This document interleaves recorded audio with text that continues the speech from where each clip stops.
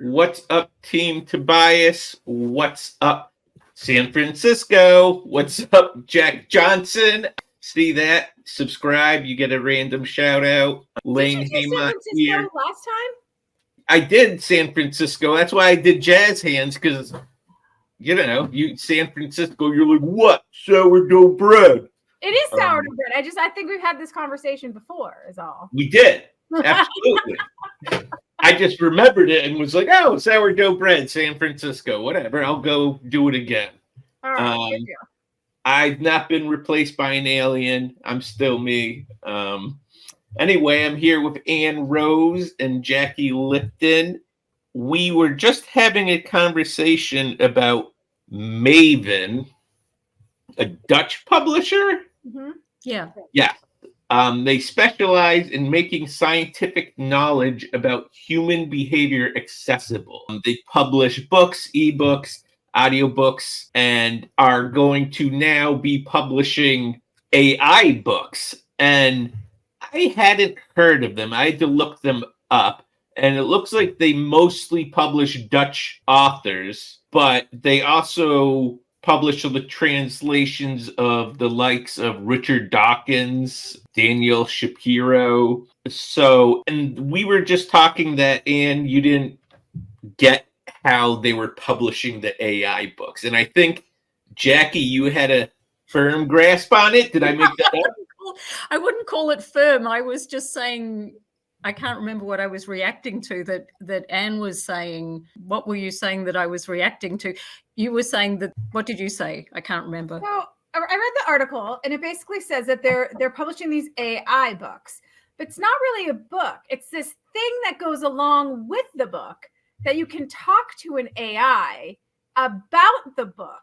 Right. It's with the author's permission, but they say it's an AI book, but it's not really an AI book. It's like an add-on.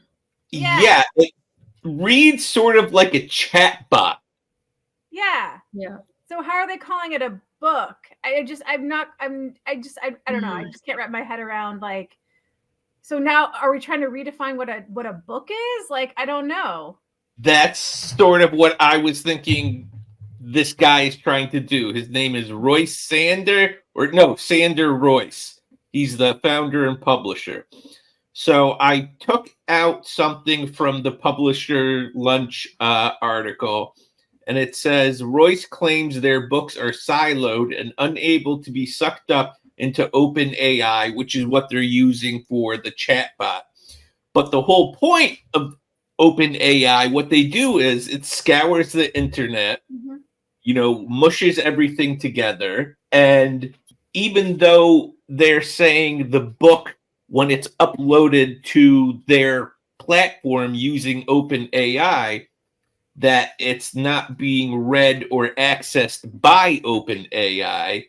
And I mean, that's sort of what Facebook did when they said, oh, no, we're not collecting data. No one's selling off your data.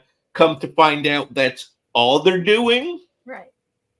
And so much that they literally changed their name to avoid all the bad publicity. They went from Facebook to Meta. So I guess in the interests of us not becoming the conspiracy theory podcast, I mean, I read the article in Publishers Marketplace, and from the way it was reported, I think I can see what they're trying to do. I mean, I think what it sounds like is how you've described it, that if you have a siloed product with its own sort of AI engine just for that product that doesn't reproduce text or anything, but just engages with the reader about the text, the notion would be, if I'm reading it right, that this would be a more sophisticated AI experience than what you get from just junk in, junk out on a huge internet AI platform. So allegedly, and I don't want to be the conspiracy theorist, whatever. Yeah. But my brother does this stuff for work.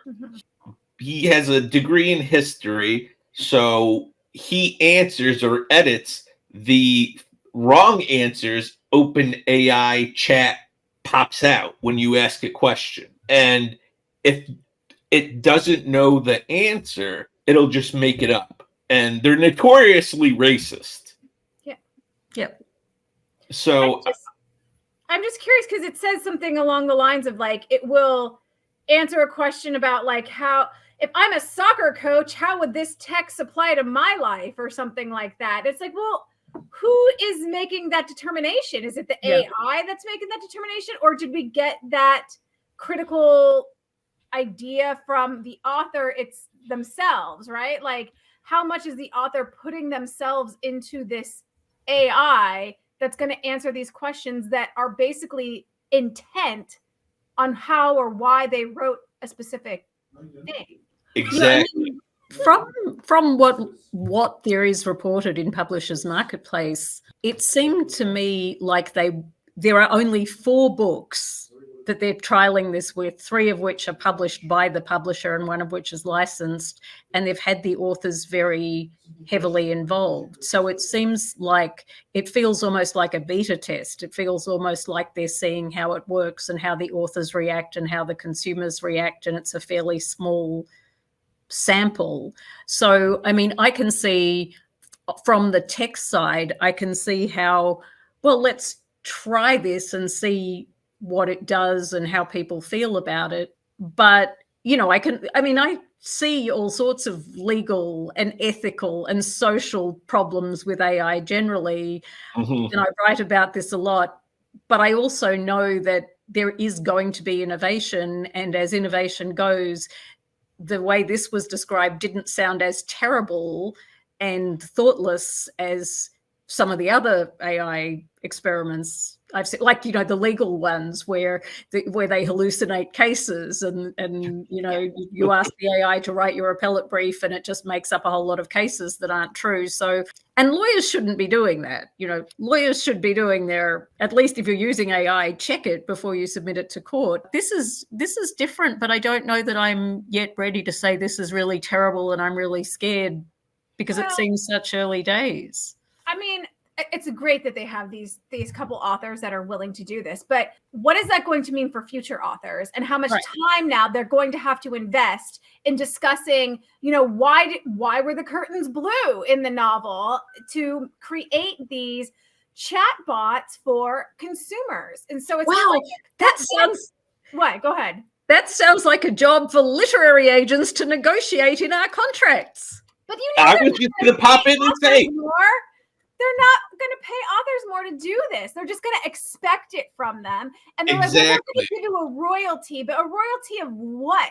Yeah. Right. And so this is a lot more manual labor, a lot more labor for authors in the long run. And I'm not sure that it's particularly useful if you really want your authors to engage with the author, or you really want your readers to engage with the author, then create ways for them to be able to engage with the actual human author. Yeah, send them on book tours, do these Zooms and kinds of things where you invite readers in to actually talk and have conversations with the author. Like I don't know if I particularly see the need to create I've written a book, right? Like, do I really want an AI version of Anne Rose answering questions about my novel? Like, I'm not so sure about that. No, I think I'm not clear what the use case is for it. I mean, I can kind of see it to the extent that it really is about science and nonfiction books, because it seems that it's almost an augmented way of doing a full text search. Like, we were all so excited when the technology 10, 15 years ago suddenly enabled full text searches of books, because you could actually find the thing you were looking for in the book, which you couldn't before. So this to me seems like it's going along that track. It's going along the sort of the more sciencey research track of not only find the thing, but discuss the thing with me. So I don't see it as being like, you know, a fiction thing, but you don't know. I mean, and you're making that point really powerfully, that what is the application going to be? Because the way it's described now, it seems, you know, my research hat is on. I'm thinking, wow, this may be a research tool, like, you know, when Google was trying to do Library of Alexandria, but they got, you know, then there was copyright litigation. And it's just this whole paradigm shift is going to be really interesting in terms of what do consumers actually want. I mean, this is okay. I am sitting on a panel. I'm doing a panel about AI stuff in a completely different context in April in an academic setting. And one of the questions that a lot of the policy people are asking is, what do we actually want the AI to do? Which is the question that you're asking, which is what, books are read by humans. What do those readers want the AI to do? Authors write books. Is it helpful in any way? So I think we're very good at being excited about AI and scared about AI, but not really asking the question, what do we want it to do? Yeah, what the intention is, I think, is really important here, and the purpose of it, right? So just because we can do something doesn't mean we necessarily should do it. Oh, I feel a Jurassic Park reference coming on. So I highlighted something in the article that is very frightening to me, and maybe it's because I don't understand it. Royce also sees AI books as a way to influence generative AI development. Traditional AI models consolidate a massive amount of information and flatten many perspectives into just one answer and one voice with implicit biases. Yes. Royce hopes that AI books can provide some much-needed diversity by using the same technology to give each book an individual voice. So that reads to me like it's wanting to train other AI, which does not go along with its siloed in their own. I mean, am I crazy thinking that, or is that how it reads? I think it depends on what they plan to do with the technology, because I think you can read it either way. Like, you could read it as a technologist and say they're developing this technology that ultimately could be used, have a more sophisticated general AI technology. But if you're just, or you could read it as saying, we're going to take what we developed for these specific books, throw it onto the internet, and then see what happens, which is the fear, I think.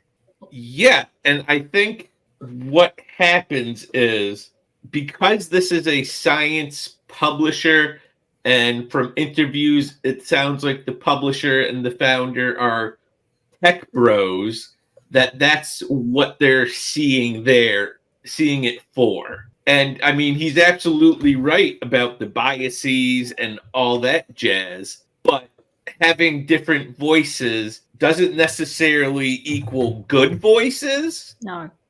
And it can make it worse, make it more divisive, make it more intelligible. I know Jackie has to go, so final thoughts before Anne takes us out. My thought is I'm going to watch this space. Yeah, it should be interesting to see what they're doing with it, and because other publishers are going to watch it too and see what they're doing. Yeah. So I think we need to be very mindful, and we need to be on top of it, especially in, what we do, to make sure that we're protecting our authors from possibilities of future problems. So. Absolutely. Yeah. Okay. So Anne, take us out. All right. Well, if you have enjoyed our conversation here today with Lane Haymont and Jackie Lipton and me, Anne Rose, make sure you like, subscribe, and maybe even leave us a comment and let us know some conversations that you would like for us to have. I'm going to plug Jackie's book, Buy Jackie's Book, which is right here. Hold on. Where is it at? Oh, no, I moved it because I was using it. Sorry, Jackie, I don't have it in front of me. Well, everyone should buy your book too. I'm just going to plug your book. Perfect. And so do all of that, and we'll see you next time.